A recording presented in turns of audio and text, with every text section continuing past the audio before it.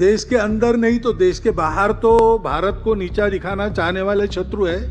पूरे दुनिया में इस्लाम का आक्रमण हुआ, स्पेन से मंगोलिया तक छा गया। अब विदेशी तो यहां से चले गए, लेकिन इस्लाम की पूजा कहां सुरक्षित चलती है? यहीं सुरक्षित चलती है।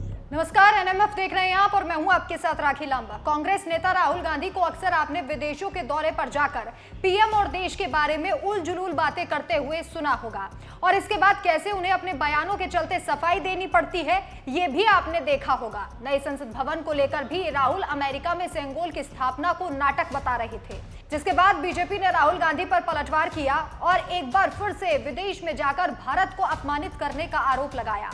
और अब आरएसएस प्रमुख मोहन भागवत ने भी नागपुर पहुंचकर राहुल गांधी के इस बयान को लेकर अपनी प्रतिक्रिया दी है, जिसे कांग्रेस के बड़े बड़े नेताओं को बड़े ही ध्यान से सुनना चाहिए और इस पर गौर भी करना चाहिए। क्या कहा है उन्होंने, सुनिए। वरिष्ठ G20 देशों की परिषद की अध्यक्षता भारत को मिली, हमको उसका गौरव हम अनुभव करते हैं। नए संसद भवन का उद्घाटन हो गया, उसमें और जिस प्रकार के चित्र वगैरह लगाए हुए दिखते हैं, वीडियो वायरल हो रहे हैं, तो हम देख रहे हैं कि हमारे देश को वास्तव में जिस जागृति की आवश्यकता थी, उस जागृति को लाने का प्रयास हो रहा है। तो जनसामान्य आनंदित होता है। स्वामी जी ने जैसे कहा, जिसको जो देखना है वो वही देखता है, लेकिन हमारा सामान्य जन क्या देखता है? वो देखता है कि भारत की कीर्ति हो रही, भारत आगे बढ़ रहा है, अंदर भी कई बातें ठीक हो रही, कई अभी नहीं हुई है, होगी। देश के अंदर नहीं तो देश के बाहर तो भारत को नीचा दिखाना चाहने वाले शत्रु है। अपने स्वार्थ के लिए भारत को दबाए रखने वाले, आपस में झगड़ता लड़ता रखना चाहने वाले लोग हैं। उनको अवसर मिलता है, वो इसको और चौड़ा करने के लिए तरह तरह के कुचक्र रचते हैं, उसको भी हम महसूस करते हैं। मोहन भागवत यहीं नहीं रुके, राहुल के साथ साथ उन्होंने इस्लाम को लेकर भी बड़ी बातें कही हैं। उन्होंने कहा कि अगर आज पूरे देश में कहीं इस्लाम सुरक्षित है तो वो भारत है। क्या कहा है उन्होंने, सुनिए। पूरे दुनिया में इस्लाम का आक्रमण हुआ, स्पेन से मंगोलिया तक छा गया। धीरे धीरे कालक्रम में वहां के लोग जागे, उन्होंने आक्रमणकारियों को परास्त किया, तो अपने कार्यक्षेत्र में इस्लाम सिकुड़ गया। सब ने सब बदल दिया। अब विदेशी तो यहां से चले गए, लेकिन इस्लाम की पूजा कहां सुरक्षित चलती है? यहीं सुरक्षित चलती है। कितने दिन हुए, कितने शतक हुए, ये चल रहा है सहजीवन। इसको न पहचानते हुए और आपस के भेदों को ही बरकरार रखने वाली नीति चलाना, ऐसा करेंगे तो कैसा होगा? किसी ने इसको समझाना चाहिए ना। ये समझदारी पक्की होती तो हम अलग दिखते हैं इसलिए अलग है, इस विचार से देश नहीं टूटता। ये मातृभूमि हमारी है।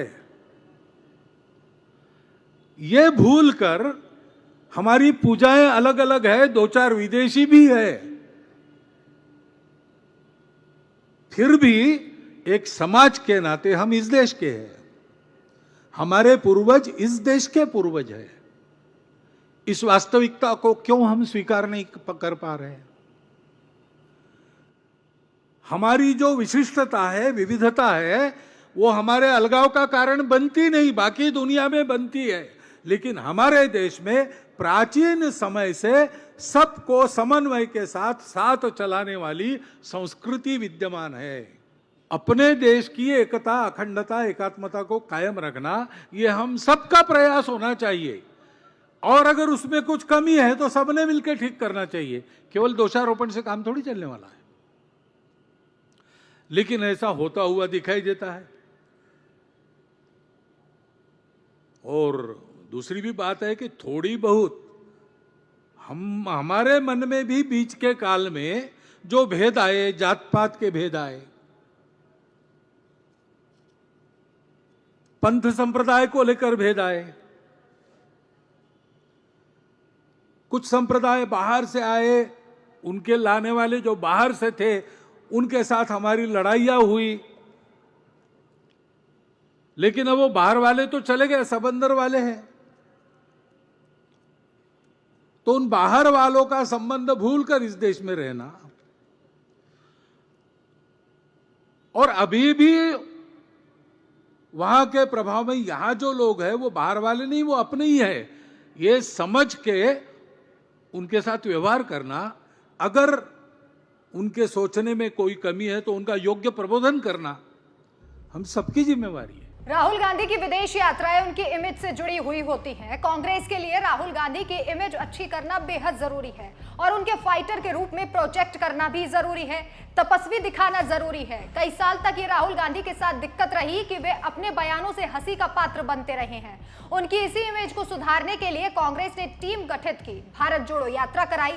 लंदन में राहुल गांधी के भाषण भी उसी तरीके से ऑर्गेनाइज किए गए थे, लेकिन वो भी उन पर उल्टा पड़ गया। अभी अमेरिका में राहुल गांधी ने जो बयान दिए हैं उनके चलते वो मुसीबत में दिखाई दे रहे हैं।